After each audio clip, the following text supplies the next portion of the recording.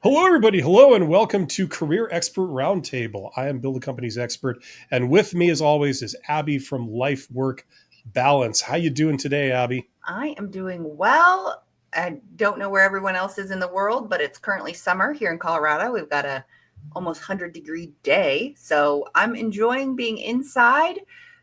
Hopefully getting some good conversation on our live stream with some chats that come through. So if you've got any questions or things that you want us to discuss when it comes to your job search, Get in the chat. Yeah, there's a interviews, rumor that it might not be summer in the southern hemisphere right about now. I'm right, not sure. I don't know whether to believe that or not, but it's summer where I am, so I just assume it's summer everywhere. So right. That's kind there of you how I go. am too.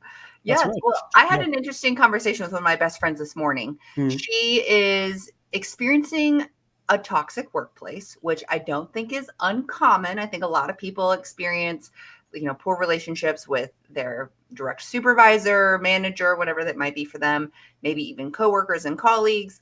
And this is what she's experiencing. And Toxic workplace. No one's ever experienced that before. It very oh, rarely happens. Yeah. I know. And there's a lot of things you could do about that.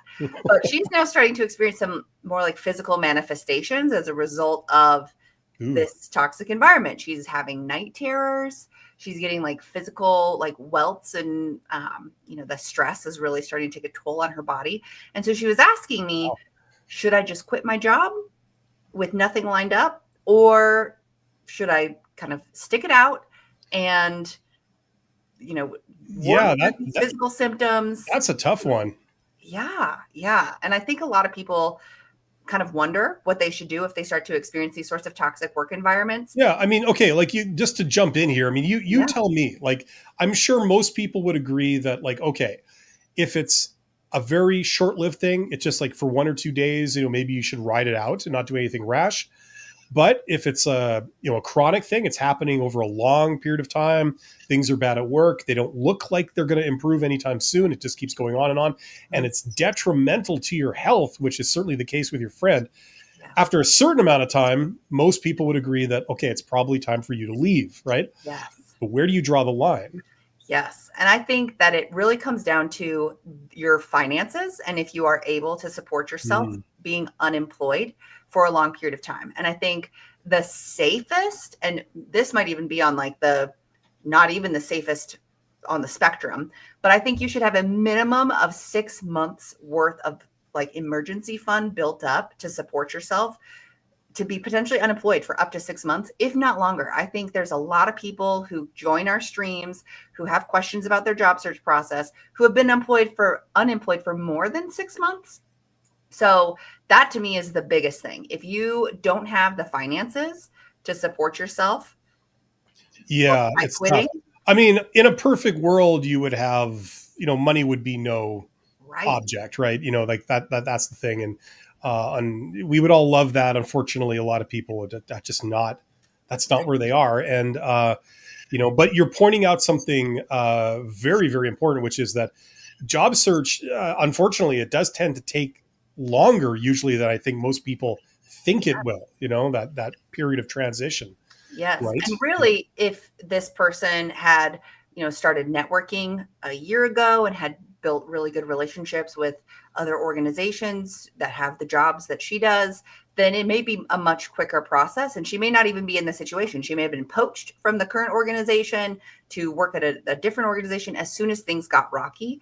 But a lot Yeah, of people don't do that. And I know you are a huge proponent of networking and building those absolutely. types of Yeah. relationships, and I am as well. It's just really hard for people to focus on that when they like get a new job, and then you get into the creature comfort side of things where you show up, you do what you're good at, and you're not really Yeah, thinking about that long-term end goal of really being able to rely on yourself and not being able to rely on that organization and definitely. to network and build those Well, like relationships. the thing is, like, okay, like, where I mean, you could take this topic and you could go off in a whole bunch of different ways. Like, we could talk about the medical side of it. Should you be talking to a doctor or a therapist or whatever? Like if it's your health and like you've got major health issues because of your job, like you said, your friend or whatever, they're experiencing physical manifestations of like the stress of their job. You know what I mean? Yes. Like this is you're not we're not playing around at this point. You know what I mean? No. if someone has a heart attack or whatever, it's like, at what point do you consider it like an emergency that you have to deal with it now? You know what I mean? Yeah. Well, You, and you I don't stop know. thinking strategically and you think like, okay, look, I got to do something now for my health. At Yes. what point do you think like that? Well, and I'm not sure what sorts of laws are in effect for Canada, which is where you are, but in the Mhm. United States we have FMLA, so Family Medical Leave Act. And if someone is experiencing medical problems that could be impacting their work, then they can get approval to reduce the number of tasks that they have, reduce the amount of hours they work per week. And so that was actually my recommendation. What to her was, can you look into getting some sort of medical approval to reduce your hours in this situation so that you can ideally reduce your stress load, which then not only allows you to keep your job and have that continuity of employment so that you don't have to deal with job gaps and explaining why you left your job and all that stuff during the interview process, but it also then frees up some extra time to not only recover mentally and physically, but then to focus on your job search while still being employed. And Yes. you don't necessarily want to abuse the system that way, but when you are starting to experience these types of You don't medical, want to abuse the system, but you know what really works wonders for your mental health is being able to plant your knuckles on the bridge of your boss's nose and eliminate we the don't want to source abuse of the the system, problem. but we will let ourselves be abused by our employers. Like, ugh. So, you're not going to take advantage of Family Medical Leave Act for something that isn't really a medical problem. But when you're experiencing these sorts of issues, like, you got to do something to help yourself. Yeah, absolutely, absolutely. I mean, I think that's for everyone to decide when that point occurs, Yeah. and that's like, I mean, the thing is, it really feels like that's a medical issue. I don't know the answer to that question. I think it's going to vary for every individual, and people should just have the awareness that there comes a point where, you know, your health is like an immediate concern, and even your mental health, like mental health is an important thing. Yes. And a lot of people, they kind of dismiss it, they kind of trivialize it, because like there are more practical concerns. We're talking about finances and things like this, but like there comes a point where you got to do something or else you're just going to go nuts, right? Like Yeah. you're going to have it's going to get worse in a big way. So Right. I'm not a medical professional. I don't know, but it brings up a really interesting point for a lot of people, because a lot of people are dealing with the stress of being in a bad job in a toxic workplace and this kind of thing. Before we go any further, I just want to mention, okay, so if you are watching this right now, this is going out live on my YouTube channel. It's going out live on Abby's YouTube channel. And I think you have it also on your Twitch, On right? my Twitch as well. Yep. We've gotten a couple of people from Twitch in the last couple of streams who have Yeah. So if you're watching this from any of those places, you should see a chat box. Get in the chat, ask some questions. We're here to answer your questions. That's what this is really about. So, uh, you know, Abby is a professional recruiter. I'm a former CEO. We have slightly different perspective on things, but between the two of us, we could probably speak to a lot of what you're wondering about. And if you are wondering about job search or anything to do with that kind of stuff, we could probably, between the two of us, we could probably help you out there. So get in the chat.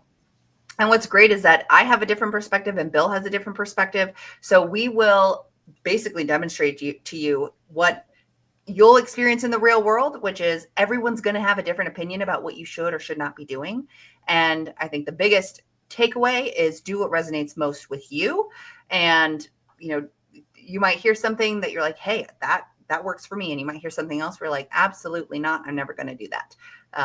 But Yeah, and Abby, you've got a background in psychology and stuff, and I mean that to me is kind of interesting because when we're talking about things like job search, first of all, before you even like take it to another level or anything, people are dealing with mental health issues. They're dealing with stress. They're dealing with uncertainty. They're dealing with like confusion. Like, what do I do? Where do I, how do I pick myself up and do what I got to do? Maybe they are confronted with things like we mentioned networking about half a dozen times. It's like some people, the idea of them having to do networking or even considering doing it, it stresses them out. They don't know what to do. And then on top of it, you then get into things like communication and persuading people. You're basically selling yourself when you're doing job search. You go to a job interview, you're making a pitch for yourself. I'm here to sell you on the idea that I'm the one you should pick. That's all about psychology. It's about like how do you convince somebody and how people think and stuff like this. Yeah. Very interesting topic to bring into this. Yes. Well, and we've talked about this before, where when we are going through the job search and the interview process, it's like one of the most fabricated and like fake situations Absolutely. out Yeah. there.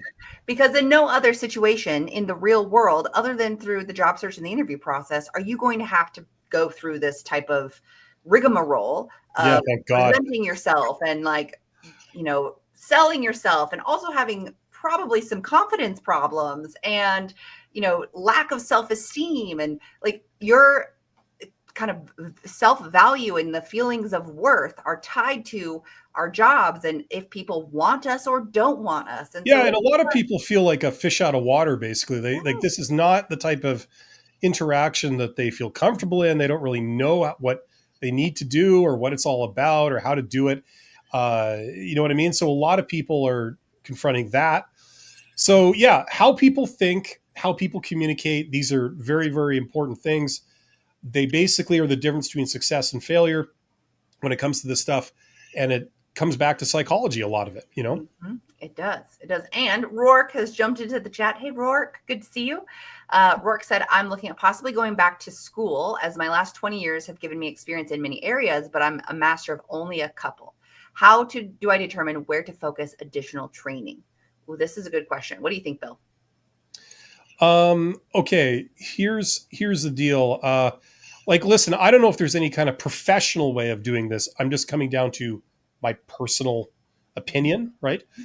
Um, for me, I don't know if you guys kind of experience this too, but there's a huge disconnect between school and the real world. Okay. So, for example, you might study something in school because that topic or that subject really speaks to you. You find it fascinating, that kind of thing. But then you arrive at the place where we come into the picture, job search. Like at some point, you're going to leave school and get a job of some kind, right? Even if you get a job in school, like in academia, some people just stay, right? Become teachers or researchers or whatever. But it's like what I've found and kind of what I've seen from people is that what makes a job good or bad, or whether it appeals to them over the long term or not, is not so much the subject matter of what you're doing. It's more about the people you've got to deal with. So you could be doing the thing you love to do that you studied in school, but if you have a bad boss, they ruin the entire experience. They might even turn you off that subject, you know? Whereas you go and you take a summer job or something, not really caring about it, like whatever, you want me to work on a construction site or something, but maybe you end up with some great people that treat you really well, make you feel really wonderful. Yeah. You don't mind doing this thing that you never had an interest in because it's a great environment to be in. You love being there. And now you find a passion for doing this kind of work, so it's kind of flexible and malleable what we find appealing. And, Absolutely. Well, and I actually just worked with a client who went to school for performing arts and is a singer and likes to act and do all of those things, but realized during school that that was a passion that they had more as a hobby and not something they wanted to do as a job. yeah, And yeah. that's also something to consider. Maybe you go to school for something that is really interesting to you and you just realize that you just like learning about it, but actually doing it is soul draining. So there's a lot of considerations with this. Rourke, with you being, relatively experienced in season from a professional standpoint, I'm not sure going back to school, whatever that might look like for you, a full-time student or in a, rigorous training program, not sure that might be the best first thing to do. I would recommend trying to identify what you may want to do from a work perspective next and talk to the people who are already doing that to then determine if that additional training is truly necessary. Because there may be something that you can do on your own to upskill that doesn't require a full-blown formal education. Those are not only expensive, but also time consuming and then can delay your timeline. So if you're on a timeline where you want to get hired relatively quickly, then waiting to complete your education can put a significant delay on that. So I would talk to someone who's doing what you think you may want to do next and get their insight on if that additional training or formal education is truly necessary, or if it's more something that you can learn on the job. And then you can learn what sorts of transferable skills you already have that make you really marketable for that, interview stage, the job search and application process. Yeah, and also kind of my default way of looking at this also, like one of the factors is some people, they kind of isolate education from, later life when you have to make money. You know what I Mhm. mean? They don't see education as simply a preparation for like a vocation. They see it as like, I'm going to like learn something because I'm interested in it. Yeah. And that I'm not going to make that decision based on how much money I can make later on. I'm going to do it because I'm interested in it. You know what I'm saying? Like some people take offense to the idea that education exists solely to prepare you to get a job. You know what I mean? Right. So, there's that perspective also, which is legitimate, and maybe you feel like that. But the other thing is, if you don't feel extremely passionate about a certain area where you're like you're experiencing indecision, you're saying like, well, should I learn this or learn that? I don't know. If you were super passionate about one of them, that would answer your question. But if it kind of doesn't matter to you, you'd be okay doing multiple things. Then I would look at how applicable that skill is to the job market. Are those skills in demand now? Are they expected to be in demand for a long time? It's not just like a flavor of the month kind of thing. How like Abby said, how transferable are those skills? Something like that. Look at how it fits in. Look at how like regional, if skills are regional, if it's a specialization where those jobs you have to travel halfway around the world to find a job that will hire you for that. When you like, almost like people who become professors, you might have to travel halfway around the world to get a job, but Yeah. it's a good job. You know what I mean? Right. Other things like, like accounting, for example, every company needs accountants, right? So you find them everywhere. They're ubiquitous. So being tuned into that kind of stuff can point a path or a direction Mhm. for what you should take, um, and then decide what's right for you, what feels right for you. Yep. And many times people will just experience unemployment and then not really know what to do next and think that they may need this additional education or training to get that next job. And usually that's not the case. There are Yeah. lots of professions that do require education, truly, like a medical doctor, a lawyer, things like that. But there are also a lot of jobs that might just emphasize education, but it doesn't mean it's a deal breaker if you don't have it. So try to do some research on what sorts of things you must have versus things that are learnable, or that you could get hired into a position and the job would pay you to go get a training certification or something like that.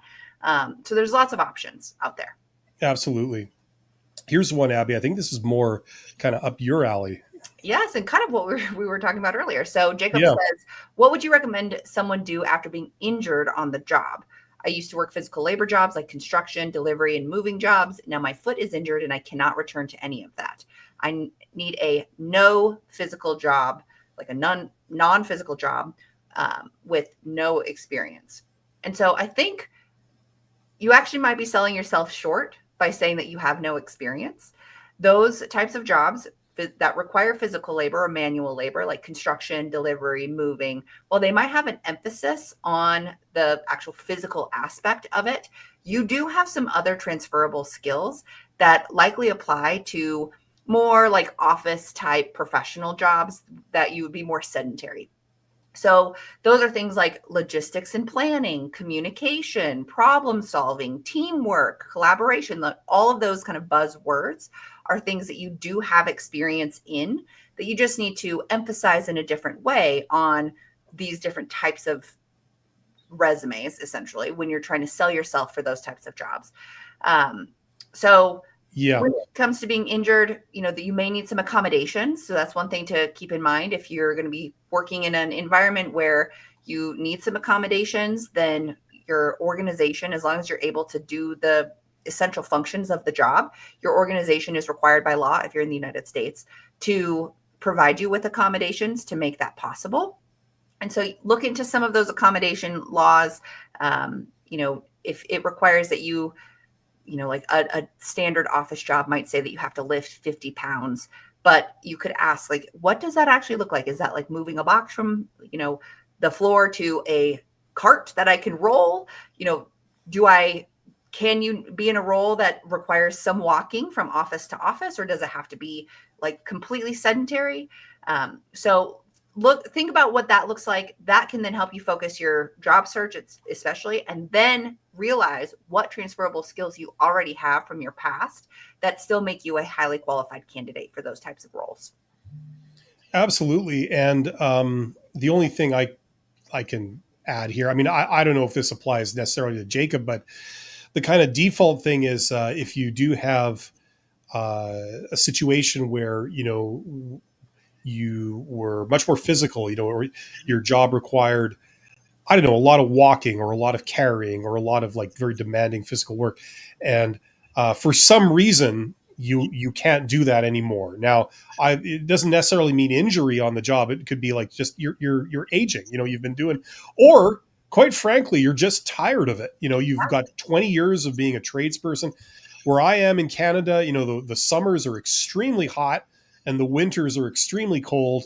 You're just tired of working outside in the Arctic snow or in the summer desert heat, Blazing like, heat. you know what I mean? Like, maybe you're a welder or someone like that. It's skilled trades. You have a lot of skills, but where do you need welders? You got to go outside and you got to put on overalls and, and work in like confined spaces and, in a really tough environment, lots of dust, lots of heat, whatever.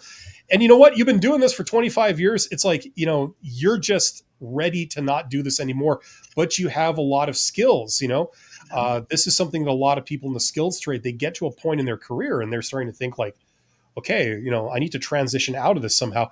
Um, like Abby mentioned, like with office work and stuff, you could be a supervisor. The obvious thing is to, not necessarily do the work yourself, but because you have a deep understanding of how to do it, you can supervise others, you can train others, you could go back to school, be a teacher for this stuff. You could be a supervisor on the job, this kind of stuff. You could start your own contracting company where you do any of the things I mentioned, like where you train people, teach people, or you go out and you're a contractor, you provide welding services for people, or things like in the world of HR. I mean, maybe Abby, you can tell me if there's a place for somebody who has a deep understanding of, a depth skill set of like some skill like welding, and you need to hire welders for a large employer or something like that. Maybe this person can play some role in that, like either if they understand how to do HR plus they understand welding, maybe that Yeah. might help them be a recruiter for skilled trades. I don't know. Exactly. Well, and one of the things that really sets the great recruiters apart from the okay recruiters are the recruiters who understand the work that they're recruiting for. So I can be a recruiter and I can recruit for any type of job, but I might not be the best recruiter for a construction level job because I don't actually understand the ins and the outs of the terminology that's used and the training that's required. And well, And I you might, admit that. You admit that, right? yes. It's like, so I hear you're a drywaller. What's that? Kind of, Yeah, tell me about what that that kind of thing. looks like. And while I might be really good at communicating with the hiring manager and thinking that I'm finding someone, ultimately the work will go to the hiring manager to determine if someone truly is the best fit for a role or not. Because I, as a recruiter, with not that much information about the actual work that is done, I'm not finding the right people for the job. So it's a lot more work for the hiring team. So you could be a really great asset for hiring for companies that do physical labor or manual labor work, construction, delivery, moving jobs, logistics. There's a lot of organizations out there that need people who know how that sort of thing works and what works well versus what doesn't work as well, to be more on the admin office side of things to provide some insight rather than just the blind leading the blind. Yeah. And I mean, the thing is, there's like when you think of something like I just picked welding out of the air as an example. It's like, okay, think of the ecosystem of welders. You've got companies that hire people that can weld. Okay, you've got the companies that make the tools, they make the welding torches and stuff like that, Mhm. that are used by welders. You have companies that make the personal protective equipment, the face shields and gloves and whatever, that's used by welders. You have the people that regulate welding, what materials can be used and what hazardous material you're allowed to use, or what, maybe they come more from the medical side of it, or the safety side of it. They're also involved in this. They regulate that industry. Maybe companies that, like engineering companies, they produce the designs that they then give to construction companies to use welders to build it. So I mean, Yeah. there's like a big ecosystem around like any particular job, Right. upstream, downstream, sideways. Now you could work for any of those entities. You could be the welding consultant, welding expert for a company that makes welding tools or welding safety equipment, or engineering. They specialize in steel work where you need welders, and they have to be conscious of how difficult a weld is to do if they're putting it into their plans and saying like, this is what we need it, what we need to have happen, right? If they don't know that, like, oh, that weld you're asking for, that's 5 times more work than another weld that you could have asked for, that would have served the same purpose. But Mhm. because you don't understand welding, you just understand engineering, you're not as efficient in Yeah. delivering something to the customer. So you could be a consultant. I mean, say, when you think about it, any job you can like go around it and say like, my skills can be applicable to all these different businesses around it. So that's without tacking on other skills. You Yeah. have possibilities. Now if you combine welding with something else, Abby mentioned like, we were talking about HR a moment ago. You combine welding skills and HR skills, you get a certificate in HR. That opens up even more opportunities. If you combine welding with, I don't know, accounting or something, maybe there's some jobs out there that give you a special insight into doing a very specific thing better than anyone else. Sure. You're trying to make a welding shop more efficient, Yeah. or you're running a stores department for a company that does welding work. You know what I mean? Like, But I think really what it comes down to is not selling yourself short and believing that you have no experience doing anything else, because yeah, you have this vast amount of experience doing more manual labor work, which seems very different from sitting in an office, yet you probably built and honed skills when it came to communication with other people. And, from a stereotypical perspective, working on a construction site, while the communication may be relatively straightforward, it can also be pretty difficult and critical because you could have safety incidents if you don't communicate properly. So there's a lot of ways that you can format your resume and your application to show that you are qualified for a job that you've never done because you have skills that are going to set you up for success in that job. Now, I've talked to a couple of people who are like, I don't even know where to begin when I'm making this type of industry, like major career shift. You could always work with a career coach. Coming to these live streams is a great starting place for that. But there are also free resources. Like in the United States, we have our workforce centers. Where I am in Colorado, it's based in my counties. So you could go to your local workforce center and you can work with career coaches who work there. They can help you find jobs, maybe find internships if they offer those sorts of things. They can connect you to different employers. They can help you with your resume. They can even help you upskill in maybe more technology based things like how to use Microsoft Word and Excel if you don't have experience doing that because you were more manual labor. The other option is like a placement service, like a temporary agency of some sort. Many times those types of temp agencies will turn into permanent jobs. It's organizations that may not have the ability to recruit for positions fully but on their own. They can kind of test drive a potential employee. If it works out well, they decide to hire them on full time in a permanent status. So there are a lot of options out there that you may want to explore so that you're not doing this by yourself and feeling like you have to navigate this completely alone with all these different competing unknowns going on. yeah, like, another thing that you can, like Abby said, somebody said to her, oh, I don't even know where to begin, this kind of thing.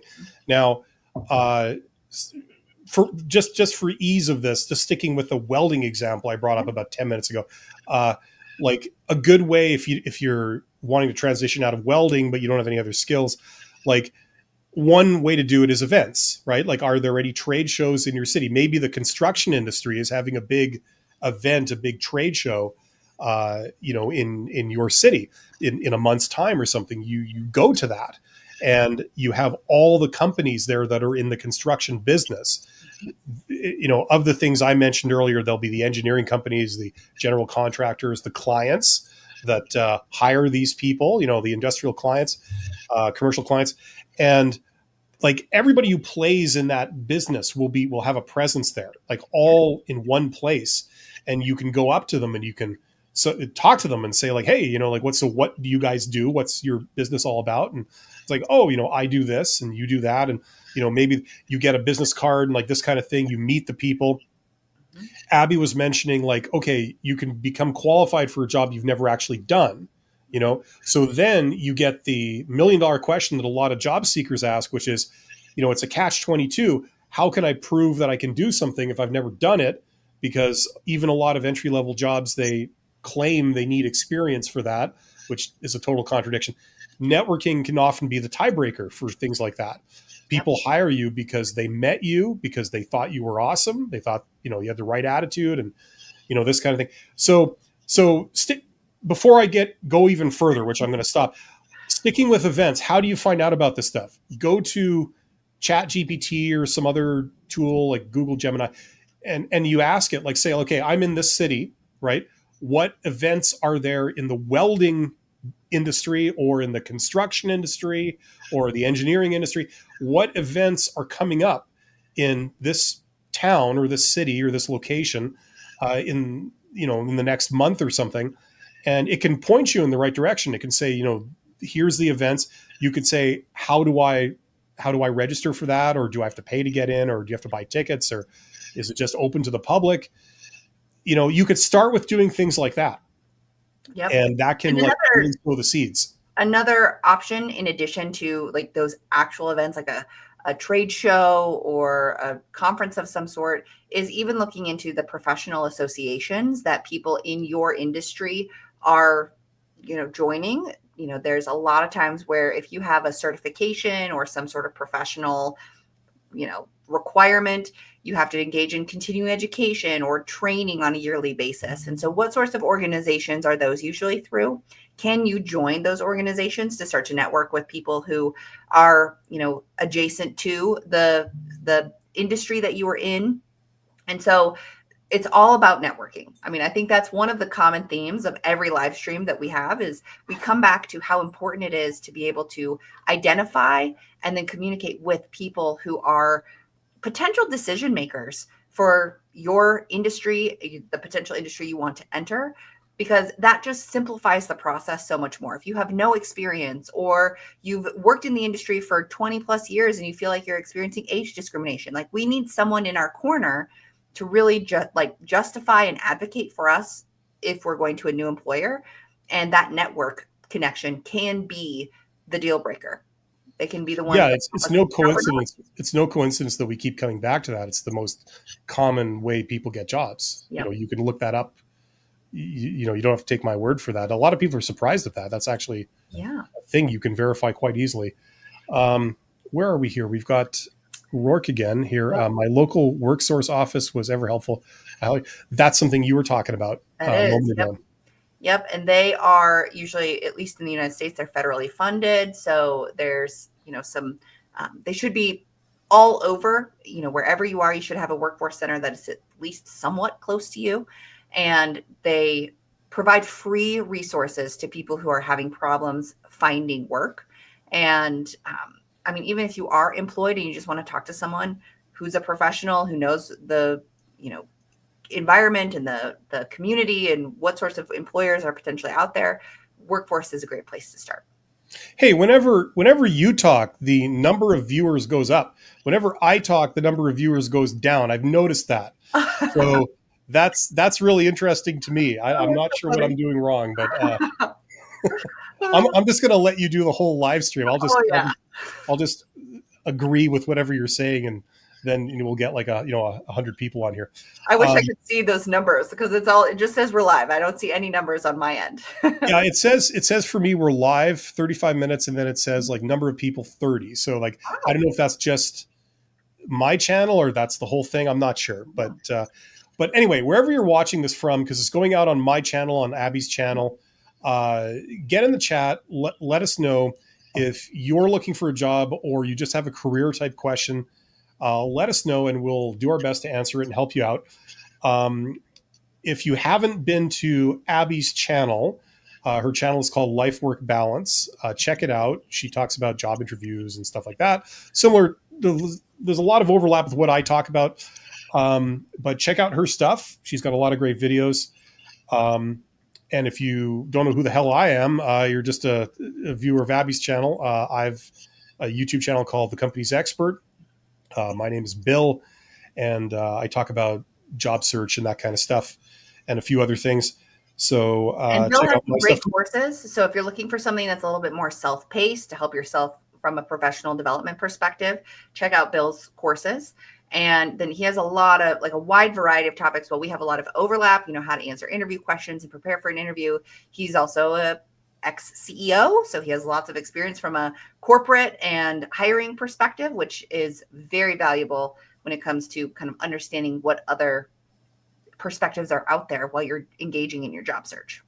Absolutely. One thing that Abby does that I don't do is Abby does one-on-one consultation. So if you're looking for a career coach or just someone that can help you in your search, give you sort of individualized attention, do these kind of video calls, but like one-on-one video calls. If you've ever done that, she can help you with how to prepare for job interviews, how to format your resume, your cover letter, things like this, like all the different parts of job search, things like that. If you're looking for that individualized attention, she provides that as a service. So go check out her channel. I believe you have your services linked, I think, on your YouTube channel, right, Abby?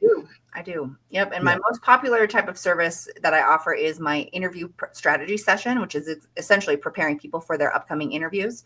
But from there, we can do a lot more tangible outcomes where we work on your application materials, like your resume, your cover letter, LinkedIn profile. I have a love-hate relationship with LinkedIn. So sometimes I strongly recommend that you use LinkedIn. Other times I'm like, it's not going to help you much with your job search. And then even things like mock interviews where I pretend to be the interviewer. We have a recorded Zoom session where then I can practice, or you can practice answering interview questions that I've come up with that are specific to the job posting that you have sent me to prepare for. I then see that's useful. Sorry to interrupt. That's useful because a question that I get a lot from people is like, how do I do this, or how do I do that? How do I get real time? How do I get feedback? Mm-hmm. When I apply for a job and I go to an interview and I get rejected, they don't give me feedback. How do I get feedback? Well, this is the answer. Okay. You work with a career coach, and they do, like Abby said, like mock interviews, pretend interviews, and they give you that real-time feedback. That's how you get it, how you work on yourself. And I've worked with people who, granted, it's virtual through a Zoom session. So that is a very different experience than an in-person mock interview. And your workforce center may have career coaches or people who are able to do an in-person mock interview with you. So that might be an option. But so mine are virtual through Zoom. And while it might be, somewhat uncomfortable to do a mock interview like that, if I can give you the type of feedback like, wow, your answer with this was really great, and you could have expanded a little bit more on this specific topic, or I couldn't follow your story that you were telling me when it came to this specific question, or you're lacking eye contact, or you're way too animated and I'm way too distracted by your body language and the things that are happening. People who talk with their hands. So that's right. Yeah. Yes. To an extreme degree. That's right. Yes. So that is very helpful. And hopefully I'm relatively unbiased because I don't know these people that I'm working with directly. It can be a lot harder to give honest, critical help and helpful feedback to people if you're, best friends with them, or you don't want to necessarily hurt their feelings. Whereas I'm not really worried about that. I want to give you feedback that's going to help you be successful in your next interview. And so I will do my best to give you compassionate feedback that also may sting a little bit because it's So not you're not tough love necessarily then. aware of. Yeah. Do better, stupid. Yeah, exactly. No, that's the whole point. And I mean, I think that when people are between jobs, well, I don't think this, I know this. When people are between jobs, it really helps to have someone in your corner, someone that knows a lot, someone that's rooting for you, that's working with you. That Mhm. really helps. That makes you feel like you can do this. That's a huge reason to do it in the first place. Yes. And by having someone in your corner who also doesn't know you very well, I and other career coaches can give you maybe more insightful advice about your answers and responses to questions. People will watch my videos. One of my most popular videos is questions to ask at the end of an interview. And I'll ask people if they have questions at the end of our mock interview. They'll ask me some questions. I'm like, well, what if you ask this type of question instead? That might give you a little bit more insight into what you're really wanting to know versus just parroting a question that I had from one of my videos.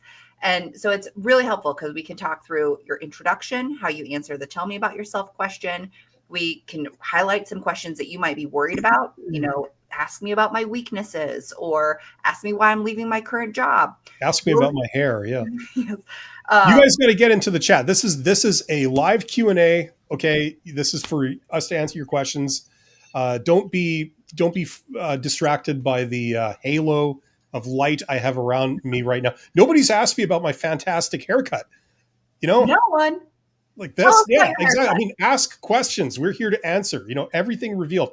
Uh, And yeah, we've got 30 of you. One of you has got to have a question that can get us having some conversation. that's right. And if you need help, go to Abby's. Get Abby to be your career coach. She's awesome at it. I do not provide that service. She does. So go check out her consulting services for that. Her career coach type stuff. You will not regret it.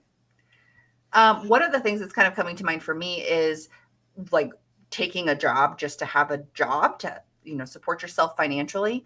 There's a lot of jobs out there that are going to always be hiring. And so understanding what your needs are from a financial perspective can help you at least temporarily bridge the gap between, two more meaningful jobs for you.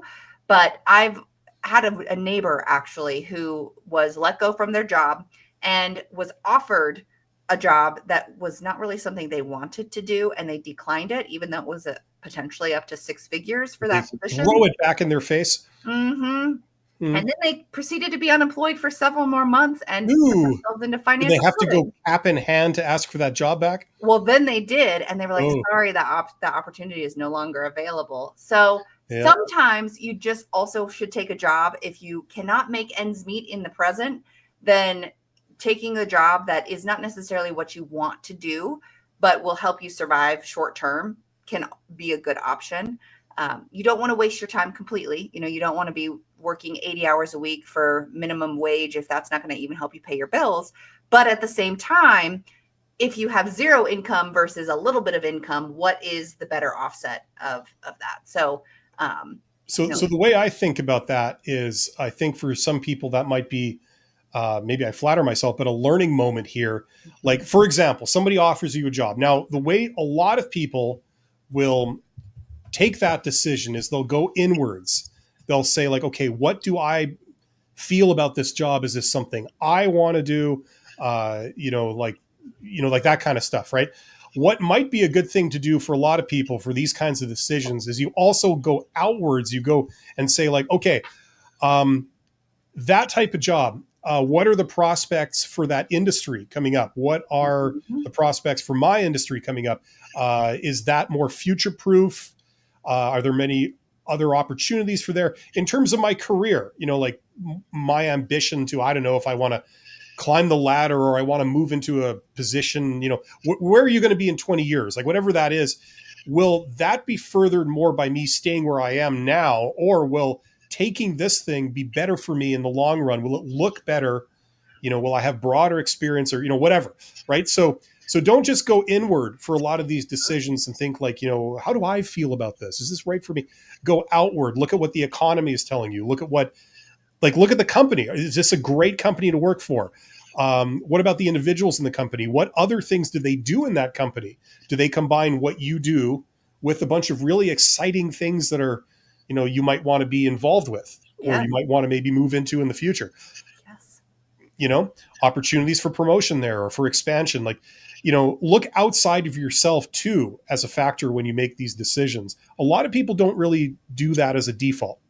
Well, I mean, even when it comes to building your application materials, many people are looking at their resume from their own perspective, when in reality, you need to look at it from the reader's perspective. You need to put yourself in the hiring manager's shoes or the recruiter's shoes when it comes to designing your resume, because I might be really proud of this certain accomplishment or achievement that I have, or this award that I won at my last job. But the person who's going to actually read my resume could give two flips about it, and they don't care.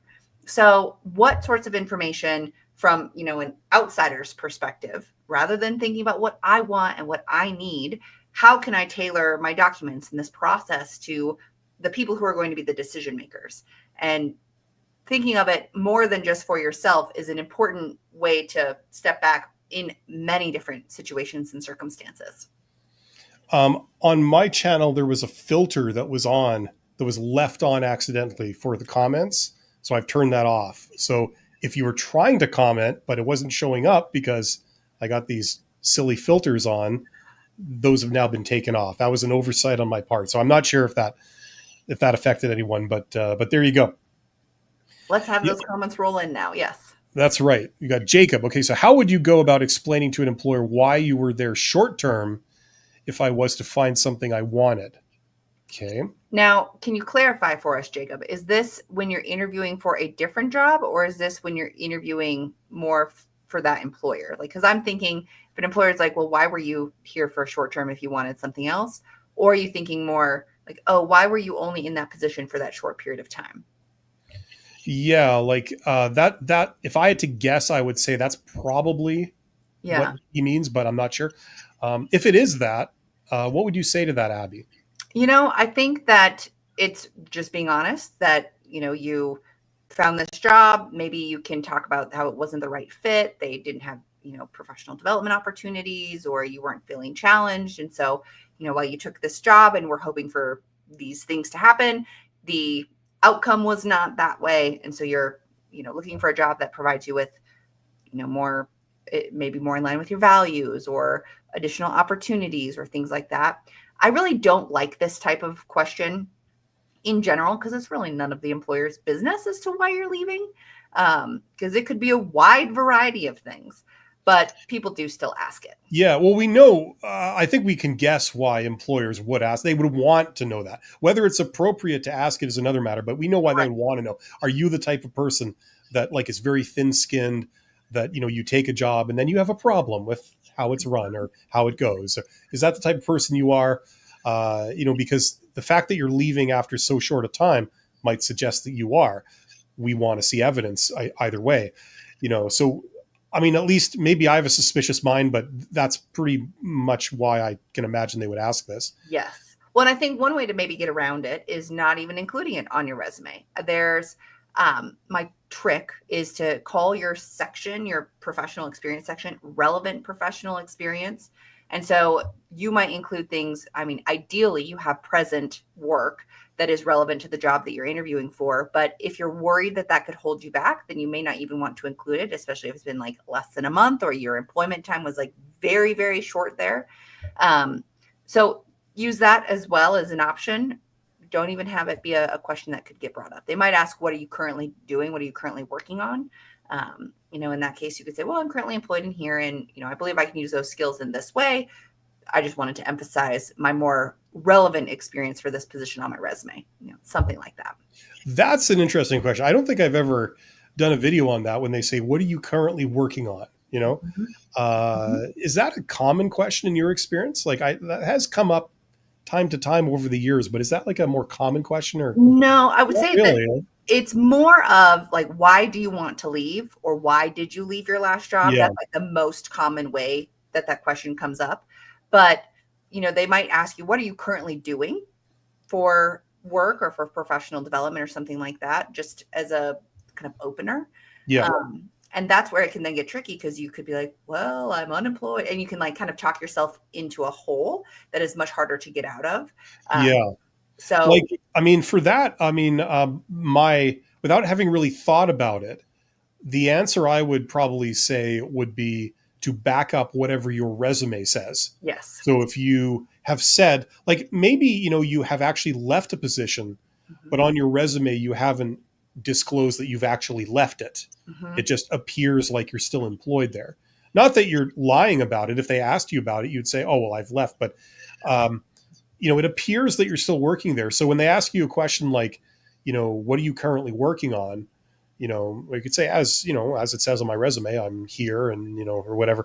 I don't know. It's like, it's a tricky question because it's just so It is. general and, Yes, yes. Well, and Jacob has another comment, just one down that, or two down technically, that says, let's say I took a job to help me short term, and the new employer for the job I actually wanted was wondering why I stayed there short term. Again, I also think you can be very honest about that. It depends on how you word it and, the tone of voice and all of that going on. But you can say, I was unemployed and I wanted a job that helped me continue to build my skills in these different areas. So I took this knowing that it was going to be more temporary, and I continued my job search. And here I am. I found an organization that I can see myself with long term, that I align with the values. And, you can really then talk up why you're looking for that position with that organization, while still sort of describing the situation that caused you to take the short term position. And a lot of times they're like, okay, sounds good. And they're not going to be too questioning about it, especially if it's more entry level. But if it's, requires a more senior level, like it's requires dedication and travel and lots of training and investment on their part for you, then they may be a little bit more concerned as why you might be hopping jobs more frequently. Yeah, I mean, it's interesting because depending on these subtle differences in the situation, you would give different answers. Like if this was a position that you were there for only a short time, but you're still there, you would answer differently from if it was a position that you took that was there for a short term. It's your most recent thing, but then you did leave, like that was already disclosed. You would give completely different answers for both of those things. You know what I mean? If it's a current job, then you don't have to worry about them checking your boss for that job, as a reference or something, or to verify anything. If it's not a current job, then they could conceivably ask for references from that job that you'd be expected to provide. So, it really varies depending on the subtle differences in the situation. Yep. Yep. We And got several here. What about this yeah. one here? So, how can I best prepare to succeed in the interview with the hiring manager, especially since the role closely aligns with my background and experience, which they seem genuinely interested in? I mean, this is the $1 billion question, right? There's a lot of moving pieces, and there's a lot of pieces that you, as the candidate, do not control.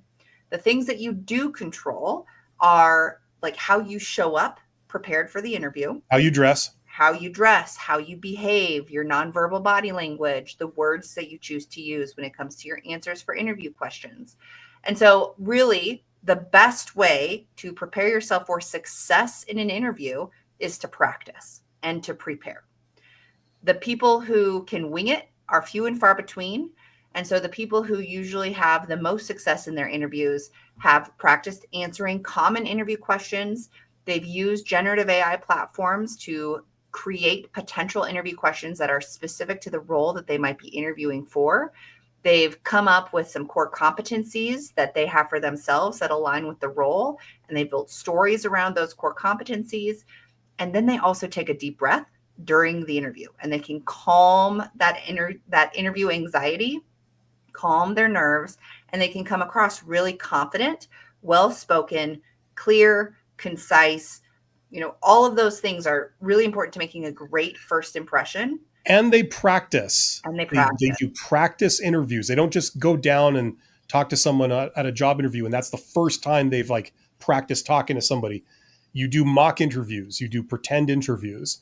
You could do it with a friend or family member. You could hire someone like Abby here as a career coach to work with you and do pretend interviews with you, and they'll give you feedback in real time. They'll give you some pointers where you can't be objective about yourself. That really matters too. So it's almost like there's two levels of preparation. One is solo preparation, where, like Abby just said, you're learning answers to common questions and you're memorizing them and figuring out what you're going to say and then memorizing that. And then there's the practice with someone else where you you replicate the interview and you do like a rehearsal. So there's another person asking you questions, and if it feels awkward, that's good because you're also preparing yourself for, this feels kind of weird. My mind goes blank, but that's what a real interview is going to be like. So that gives you a great simulation of the real thing. Yep. And you could have all of the qualifications on paper and be the best fit for the position. And then if you blow the like conversation of it during the interview, they are going to quickly move on to the next person who may be less qualified, but is a better fit for the organization and for Yeah. the culture and for the team and things like that. So there's Or a they're lot distracted by your hairdo, which is a very common thing. right. My kid Or was your insecurities. was watching a movie. Does anybody remember Kid and Play? The guy with the haircut that went like in a big triangle, right? I wanted to get a wig like that. Well, And and I actually I worked with someone who would wear really big earrings. They were beautiful, and at the same time, they clanked while she the would talk. hoops that have hoops within them, like, yeah. And like everyone, oh, and then she had virtual backgrounds, and so then her earrings would disappear because they would go into the virtual Not background. so much of an earring as it is a chandelier, that kind of thing. Right. So there are small things that can really distract and get your interview off track. So you want to be as like presentable, simple, clean, as just clear and concise, like visually and also with your spoken word to really show up well for an interview. Yeah. So hopefully that makes sense. That's kind of the general idea of this. We have my close personal friend Tommy Zzz Yeah. says, Hi, Tommy. yeah, it's been a while. A career consultant in my career field reviewed my design portfolio and said they don't understand the reason I'm not hired yet. They ultimately said it's a networking issue for me. And it continues. The networking issue needs to be fixed in order to land a role and stop applying to stop applying to job posts as often. As an introvert, what are the best ways to network with cold emails or LinkedIn messages? Well, I would not use cold emails personally. I would use LinkedIn, but it's not something you could explain in a couple minutes. There's a lot to it. That's why I put it into a course. You could buy my course and hear all about that. But Yep. Basically, Pete, it's an issue of trust. You see, when they're interviewing candidates that are like just members of the public, you don't know this person. They could be lying through their teeth. Their entire resume could be a fabrication. They could be some kind of malicious person who wants to get on the inside of your company and do all kinds of damage. That happens. You know what I mean? Like, you really don't know. You're interviewing strangers, and as such, they're regarded with a lot of suspicion. You go down to a job interview, they don't just accept what you say, that you're the greatest person who ever lived. They want to verify things, and they want to, they kind of are skeptical of what you say about yourself. Now when you're talking to people out in real life, you meet someone and they seem nice and friendly and, whatever, you don't necessarily treat them with that kind of skepticism, right? Like, it's a different dynamic. And if you get along with them, you tend to regard them favorably. You might want to work with them in future. And that's kind of the concept behind networking, right? Well, and I think, introverts versus extroverts kind of get a very different reputation when it comes to their ability to network. Just because you're an introvert doesn't mean you can't successfully build a network with someone. It might take more energy on your part to be more social, but it doesn't mean you can't do it. So my recommendation is, if the LinkedIn messages and the cold emails aren't working, which for most people they don't work, try to identify what sorts of in-person or virtual events you could attend to start to meet people who will give you the time of day. So if you are a graphic designer, for example, then is there a professional association that you can join that is specific to your area for graphic design? Is there a evening networking event or a meetup group or a conference that you can attend, that you can start to get the names of people to start to build those relationships with? Now, when it comes to like the online application process, that's never going away. And you don't need to rely as heavily on it when you are engaging in networking more frequently. The problem is, if you are looking for a job right now, you don't have a network necessarily that you can rely on right now. So the networking is a long game thing. It's going to take a little bit more time. It's going to be more intentional. So that doesn't mean that you give up on the electronic application process or the online application process. It just means you have to kind of do both simultaneously. And ideally, if you are going to be applying to jobs online, you can then do some sleuth work and identify who might be a point of contact for that, whether it's a recruiter or, better yet, the hiring manager. So maybe you can get in touch with someone who works there, call their HR office and say, I'm trying to get in touch with a recruiter for this specific position.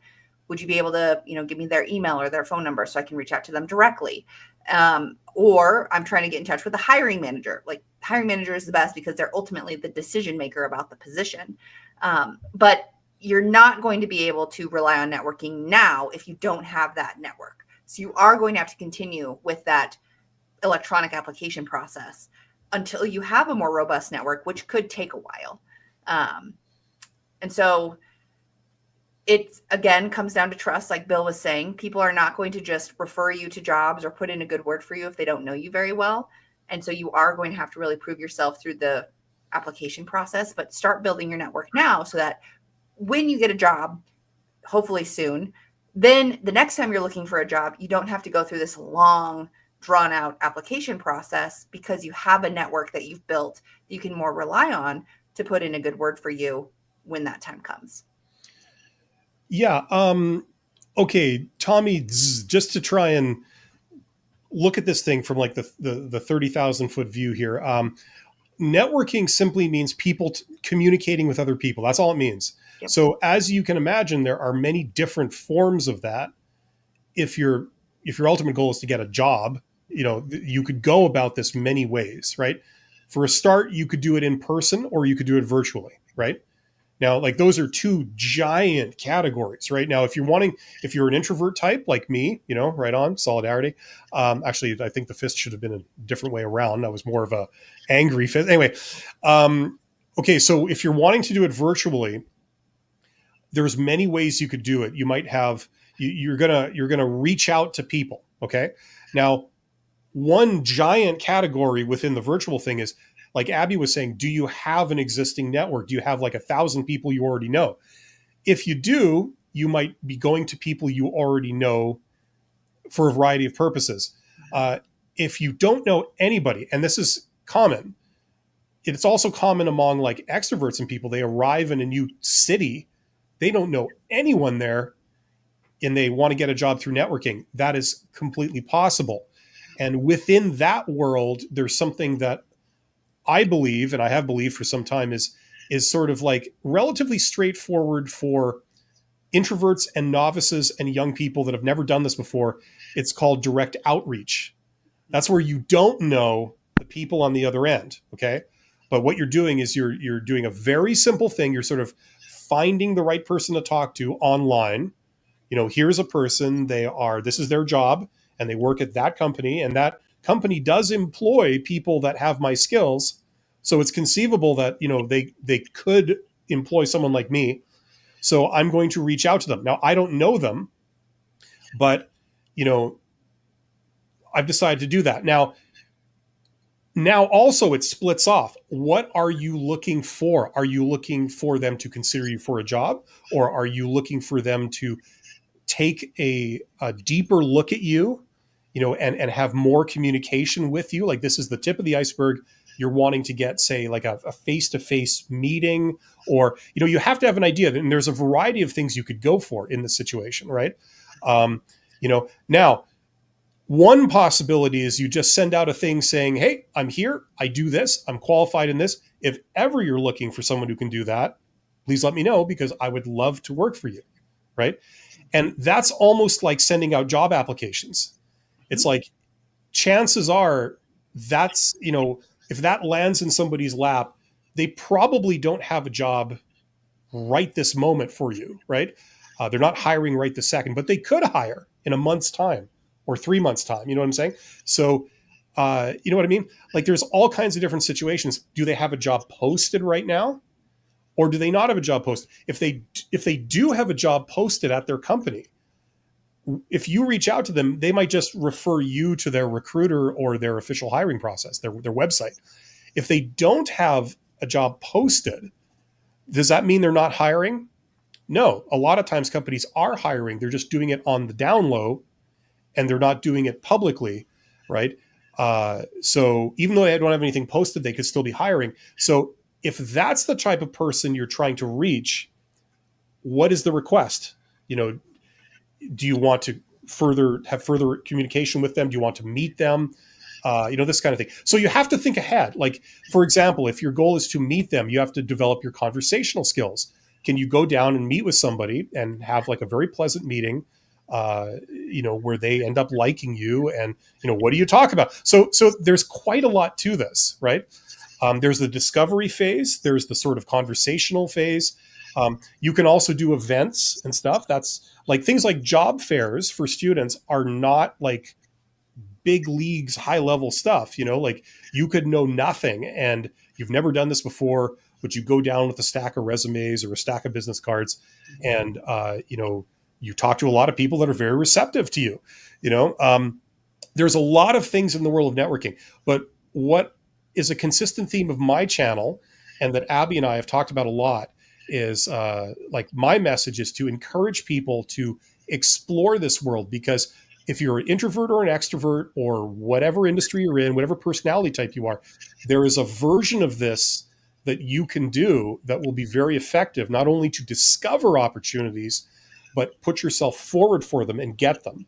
So Right. Well, it's and I a think huge that when it universe. comes to networking, like, why not? Try something. And if it doesn't work, then it doesn't work. But if you don't try anything and you just stick to the like safe, comfortable way of doing things, which is just applying blindly online, then you're just not going to have any like success anyway, because you're not going to be trying it. So reach out, see if you can get into a groove of something that works for you. And maybe you get warm fuzzies from someone and a cold shoulder from another person. And you just start to learn what's going to work well for you and what works well for the people that you're interacting with. The other thing is, if you have a portfolio, you might be more in a like project driven type role. And so if you're struggling to find work, a nice option could be freelance work, like project based work. You can find those types of opportunities online through websites like Upwork or Fiverr, Fiverr.com. Or if you live in a place where you could just show up to an organization and ask them if they have a specific project you can help them on, then maybe that's even a way to start to build some goodwill with them. And it's kind of like proof of concept. I can provide you with this valuable thing. And then eventually you might offer me a more permanent position in your organization. So there's lots of different ways to go about it. So pick one thing and try it. And if that doesn't work, then pick another thing and try it. Yeah, I know a lot of people that have done exactly that. They've tried one thing, they got one rejection, and then they promptly conclude, "Oh, that's it. That's it. I'm not doing this anymore." Mhm. It doesn't work, right? It would be it's like that would be the same as looking at a job posting online, applying to that job posting, just the one, then not applying to any others, and you never hear back from it, or you get a no, a rejection, and then you conclude, well, applying for jobs is just not for me. It doesn't work. Right. You know? Absolutely. And Yeah, don't just try one thing one time and then give up on it. You have to exactly. try it a couple of different times, and not even just a couple of times, probably like 15 to 20 times before you officially write that option off. I just this weekend taught my 4-year-old to ride his bike. And if that had been the same thing, he would have tried to get on, fallen off, and then would have been done with it and never would have learned to ride his bike. But we got to keep trying it. And then we'll find something that works or something that doesn't work. And we try something different, Absolutely. slowly but surely. And we all have experiences like that in our lives, where if we had given up the first time it didn't work, then we wouldn't be where we are today. Yeah, and introverts and networking, that's a very common thing. They try it once, they hate every moment of it, and then it doesn't work, and it's almost like they're looking for that confirmation that it doesn't work. So they decide, okay, I never have to do this again because it just doesn't work. Yes, and we put a label on it, like calling it networking, and then we freak people out, when in reality, it's just building relationships with other people, which is just Absolutely. a human being basic function.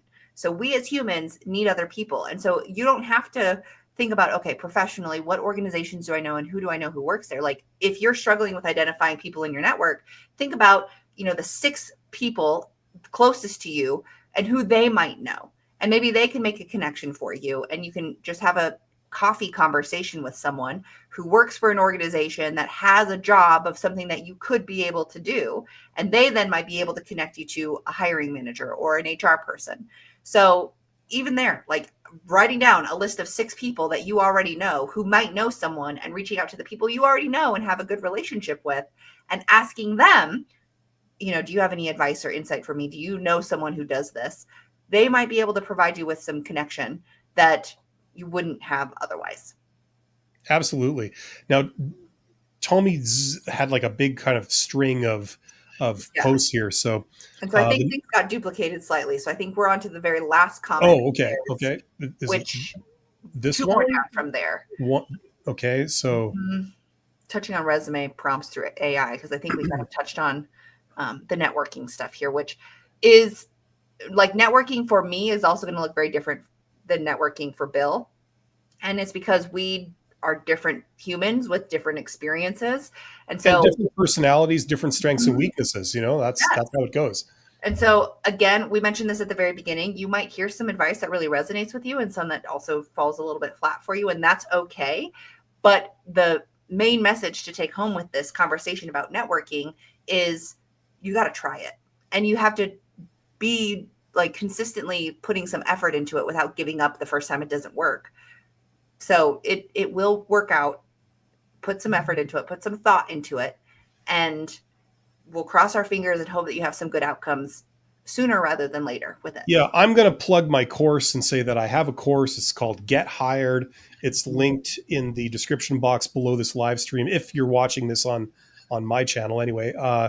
And check out that course if you want to learn sort of my flavor of doing this. I want to end off this topic by saying something, Abby. I got a question. I can't remember when, like over a week ago. I thought it was a great question. And someone said, you should do a video about how you would get a job. Yes. And I thought that's kind of cool. It's like, I'm not giving advice to people in different, I'm just talking about me. This is what I would do.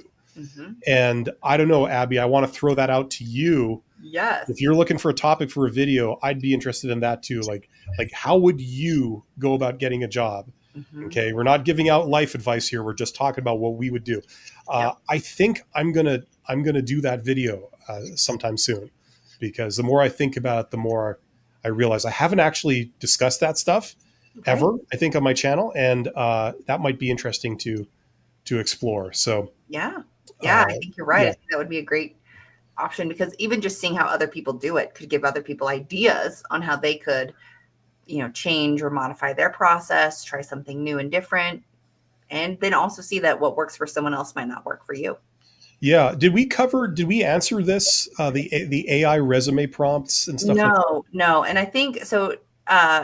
Tommy has asked this question, I think, in similar ways on other streams, which is when it comes to resume prompts that you put into generative AI platforms, you're going to get different things from the different platforms. And you might even get different outputs from the same platform, depending on what you write or the time of day and all that stuff.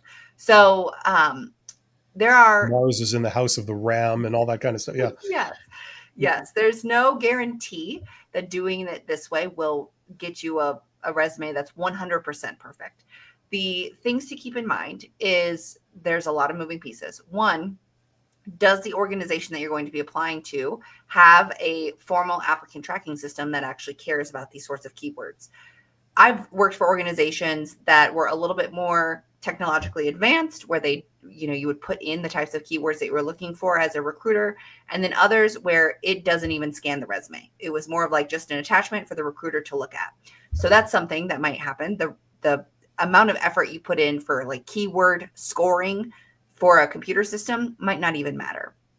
I think the things that are most important is getting some ideas of potential bullet points, and then for you, the human, to make some tweaks and adjustments so that it sounds like you, and then it's accurate to your experience. And then if you're just applying online, you kind of have to just submit and cross your fingers and hope that it resonates with whoever is getting that. This is, again, where we go back to networking, where if you can make a very tailored resume and you can give it to a human, and you kind of go about, like, you go around the process of the computer and you can get past that first barrier, then they might be able to, circumvent the process and get you into, a review by a person that a computer wouldn't have been able to get you to. But that's really tailoring your resume regardless is going to be critical for that process. So Yes. I know that I didn't give you a specific resume prompt. I actually just posted a video today on creating a resume that's more for the reader than it is for you, the writer. I'll put it in the chat. Let me pull that up quickly. But I have a prompt in there that is very basic. It's like, here's my experience. Here's the job posting.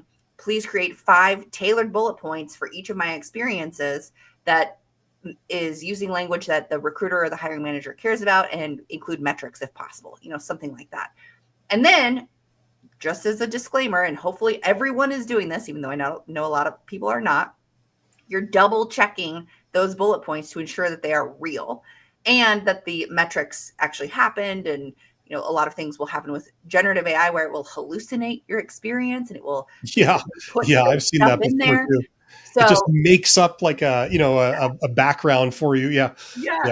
So double check that the information is accurate, tweak it a little bit, use it as a very first rough draft for your bullet points. But you don't want to rely on it to do all of the work for you. You just want to use it as a resource to make your life a little bit easier, to streamline the process of tailoring your documents. So you don't have to put in all of the mental energy to come up with every single bullet point yourself. You can just tweak the ones that it kind of creates for you. So let me pull that up. And we'll see. My dashboard is telling me that something went wrong. So something has gone wrong. Seeing what's happening. Have a nice day. Yeah. But I just posted that video today. So if you're on my channel, you can see that in my community posts, as well as if you are a subscriber, you should have gotten a notification about that. Cheers to Jacob. Jacob probably left 15 minutes ago, but in all fairness, he said he was going to, so that's great. And so I just posted in the chat, if you're on my Twitch stream or on my live stream on my channel, you'll be able to see this link come through. I don't know if you're on Bill's channel, if you'll be able to see the link come through in the chat. Hopefully you do. Yeah, we'll check that after to see if that got posted. N Gene Triple says, great webinar, learning a lot. Thank you, N Gene Triple, and thank you for being here and participating. That's awesome. If you are between jobs, I mean, what's the title of this? It's how to get hired in 2025. Mm-hmm. It's, there's many ways to get jobs. A job search campaign is going to preferably target more than one method of getting a job, right? So if you're applying for posted jobs, that's fine. You could do that. If you're stepping into the world of networking, there's a lot of things there that you can do. I would do more than one thing. So I'd apply for posted jobs and also do various networking activities. If you are an introvert, you'd mainly do it virtually on social networking, social media. If you are an extrovert, you'd maybe want to consider going to events and things, do more of that, or applying in person, all that kind of extroverted type stuff.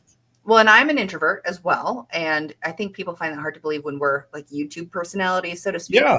But as an introvert, my first thing that I would do is update my resume so that it's and update my master resume, the document that is my living, breathing document.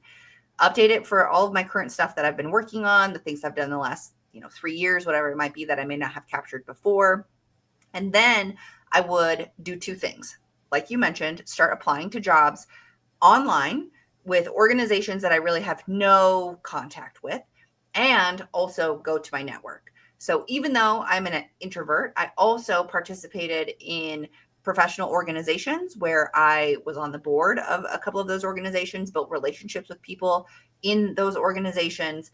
I'm a member of other organizations, so I would go to those job boards and then try to connect with people that I know directly, whether that's, if I have their phone number, their email, or am connected with them on LinkedIn. And so it would be 2 facets of this job search, kind of the cold applications, applying for jobs that meet my qualifications, that are with organizations that I have no connection to. And then also going to my network and, asking people, do you have any positions available in your organization? I am in HR, so my professional organizations are HR focused. So I just happen to have kind of an inside entry point into the HR people of some of those other organizations, which is nice. Not everyone has those types of things, but I wouldn't have that if I wasn't a part of some of those professional organizations. And so while my goal of joining those organizations wasn't to get that, access, it's a benefit of it. So we're, kind of thinking long term about your network. How do you build it so that you can provide value to an organization, to other people, to the community that will ultimately reap benefits to you because of that kind of exchange of value? So that to me is more of what networking is about. I'm not going to network with you with the sole purpose of you helping me get a job, but I'm going to network with you and there may be a down the road benefit of us being able to have that sort of connection later on. Yeah, like there's I've been trying to sort of evangelize this to a lot of people that aren't into networking. Coincidentally, most of those people are introverts.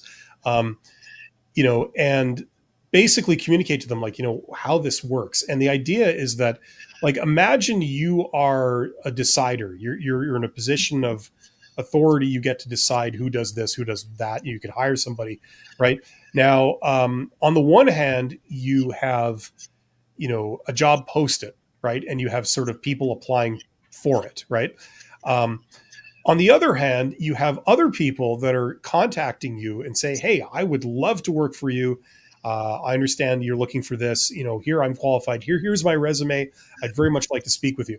So you've got sort of two things. You've got people sort of like standing in line and waiting, and then you've got other people sort of beating down your door, connecting you there. Now, what can you conclude from this, right? You can conclude that the people that are beating down your door are at least somewhat interested in that job specifically, right? Now, yes, people want jobs because they want money, right? You could get any number of jobs. There's a lot of them posted, right? But the ones that are like beating down your door, the ones that show up to meet you at your office and say, "Hello, I just wanted to introduce myself. My name is John. Here's my resume. I'm very interested in working for you. If ever you're looking for this, I hope you will consider me. Have yourself a great day." Something like that. They came all the way to your location to do this. They're probably not doing that to every job out there, right? So they're at least somewhat interested and passionate about working for you, right? Now, if you're the decider, does it make sense for you? Imagine you're that person. Would you ignore that person who came to see you and showed that kind of initiative and effort in favor of someone who just applied online to a website with a generic resume? Very easy. Minimal effort required. It required like a minute of their time. They didn't have to get up from their chair at home. You know what I mean? Like, would you step over the person that did that to consider them? Is that what you would do? Um, you know, if you're still unconvinced, think of this. Back in the day, it was a common thing. Career advisors would say, put your volunteer experience on your resume, because that is a very profound statement about you. It shows that you're passionate about certain things, and you don't have to be paid to exert effort towards something that you really believe in. Um, you know, like, it's the same principle, right? Volunteering shows that person obviously cares about this, because without being paid, they still did it, right? That shows you what they care about, right? So it's the same principle. This is what this person cares about. They honestly care about working here specifically, right? If we Well, ask people that in the job interview, do you want this job? Do you care about working here? Everybody's going to say yes, regardless of whether they care or not, right? But this is how you really separate. Here are the people who actually care for sure about working here specifically. So, yes. Well, and I think another metaphor that you could potentially use when it comes to the networking thing is like, if I am new to an area and I have 5 restaurant options that I want to try, and I have 3 of the 5 restaurant options, 3 of them are the actual restaurants. spicy Indians, spicy Mexicans, spicy Japanese. Yeah, that's right. Those 3 come to me and they're like, well, we have the best X, Y, and Z. You won't get anything better than this in town, blah, blah, blah. That's kind of like cold applying through an online application. but I have 2 additional restaurants that have been recommended to me by friends who I know and trust. Those 2 restaurants are probably going to be the ones that I choose to go to over the 3 that are boasting about how great they are, because I don't necessarily believe it. But I've got a good word from someone whom I trust, who I know, already have a relationship with, who's vouching for these other 2 restaurants, that makes me feel a little bit more drawn to those other Yeah, 2. they're All I might, staking their personal reputation yeah, with you. If they recommend you a restaurant that you hate, that you regret going to, you're not going to think very highly of them going forward, right? So they're yeah, staking their personal reputation with you on this recommendation. yes. And so that's kind of what it's like when it comes to networking. And while it's not necessarily talking about the applicant process, but that's essentially the same thing. I'm going to trust the input from someone who I know and probably like more than I'm going to just trust an organization or a restaurant that is advertising or telling me that they're the best. Because we as applicants are going to be saying, I'm the best fit for this job. I have the skills. I have the culture fit. I have all these special things that make me the best fit for the role. But the thing that's going to make a big difference for the person who's a decision maker on who they're going to interview and ultimately hire is proof of that. And a person Absolutely. who has worked with or knows the applicant recommending them is the proof. Yeah. So the behavior, therefore, would be you're going to check out the 2 restaurants that were recommended to you by someone you trust. You're going to check those out first. It's Yes. not like you're just going to go to that restaurant and that's it. It's like if it doesn't matter to you which one you try first, you got like 5 options or whatever, you're going to go to those ones first. And if they work out, then that's where you end up going. It has a little bit more weight to those 2 restaurants than the 3 who I have no connection to. Absolutely. Yeah. It's you don't get hired because your qualifications were over and above anyone else's. You get hired because you're the one that showed up for it. You're the one that, put in the effort to reach out to them because that signals something about you, right? Like so like that's the value of doing this. Yep. So I think a lot of people they don't understand that. They think it's just some version of nepotism or corruption or that kind of thing. Yep. And so we're not expecting that someone's just going to give us the job. But by having a network in place, you are given maybe a little bit more of a opportunity to have your application reviewed and to have your application considered than if you were to just blindly apply with no connections. Abby, what is the stupidest job interview question you've ever heard? I just want to throw that out there. Wow. You There's so know, many to choose from, there like I don't are. know Well, and I what think it really depends on what the context of stupidest is, because there might be some that are like completely unrelated. The one that I always bring up is I was asked in a job interview how I would describe the color red to someone who couldn't see, and like that had what's nothing that to do supposed with to the job. reveal? Yeah, it had nothing to do with the job, and it was more to see how I think, more to see how I like responded on my feet, in That that type of sounds like like moment. I mean, you're the psychology type person here. That sounds like a psychology type question where Yeah. you feel like a rat in a maze. We're just going to see how Mhm. you squirm and how you kind of handle this awkward situation I've created for you. Yes. Uh, you know, Yes. Well, and I think then there are some other times where the question could be very aggressive or way too personal.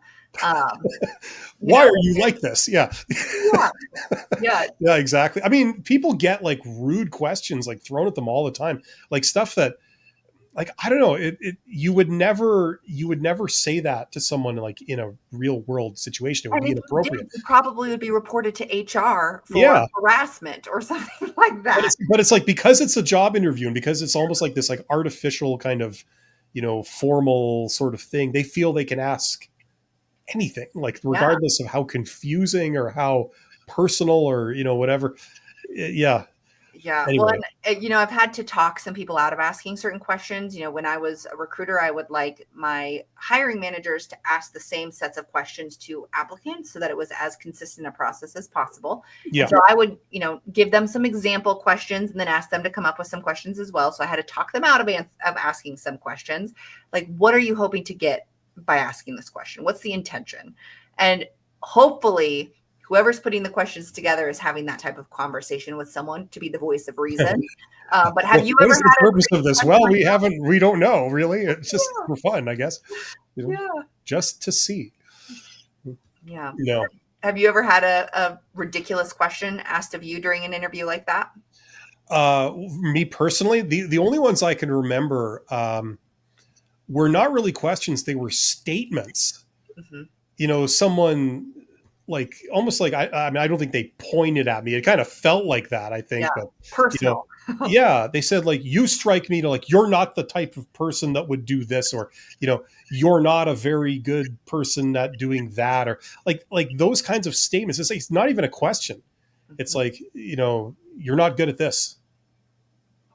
And you're like, Like okay, you know, yeah. it's like That one, it seems like really the intention of those sorts of things is to like try to catch you off guard and like see how you're going to just react and respond, which is totally more of a yeah, psychological thing than anything else. And what is the benefit of that? I mean, I guess if you're going to be interacting with really abrasive customers or clients, they want to make sure that you have the skills to do so. But it just seems like there's a much more effective way to test that than in an interview, which is a very, fake, artificial situation. yeah, I'd have to think about that one, but I remember being given that like a couple of like it was more than one individual. Some of the worst interviews I've done with my life would be like these very officious people, and that's what they did. They just would give you a statement, and it's like okay, but they give you a statement with a silence after it, like they're expecting you to react or something. But you're so kind of taken aback, you feel like, okay, is that like some kind of insult or something? Like Mm-hmm. what's going on here? You're so caught up in that you don't really do a good job of challenging it or responding to it. Right. Which is ultimately, when you're in Yeah, that type of situation, probably the best course of action, and not to challenge it in a super disrespectful way, but to not back down and just roll over and accept it or apologize for it, which is yeah. probably many people. The correct answer is you want a piece of me. Yeah, exactly. That's there you go. We have a thing in Canada where we play hockey. Every single one of us does, and you Mhm. throw the gloves off, right? You do this, the gloves come off, and then and then that's Fight where ensues. then it's the fun part, right? So Yeah. that's the right way to respond. We need to do videos where we train people on how to respond to some of these. But it's approaching or it's actually slightly over our hard stop time, so we need to wind this down. But I want to thank everybody that participated today. I'm sorry I had some filters on earlier for comments, so hopefully you didn't get your comment blocked or anything weird like that. And if that did happen, bring them next time. We're going to be Yeah, 2 weeks doing the same type of conversation. So bring us your questions. If you have questions that you need answered before then, put them in the comments of these videos and we'll do our best to respond to them before, if it's more time sensitive. But yeah, we do this every 2 weeks at least, and hope we have some good comment and interaction going on there so that we can answer any questions that come across our screens. absolutely. And we're booked for 2 weeks from today. That's our Yeah. next one of these. Yes. Okay, so we'll be back then. So if you do have any questions, comments you'd like for both of us, we'll be back 2 weeks from today, same time. Hope to see you then. Okay, thanks everyone. Bye, everyone. You guys are awesome. Take care.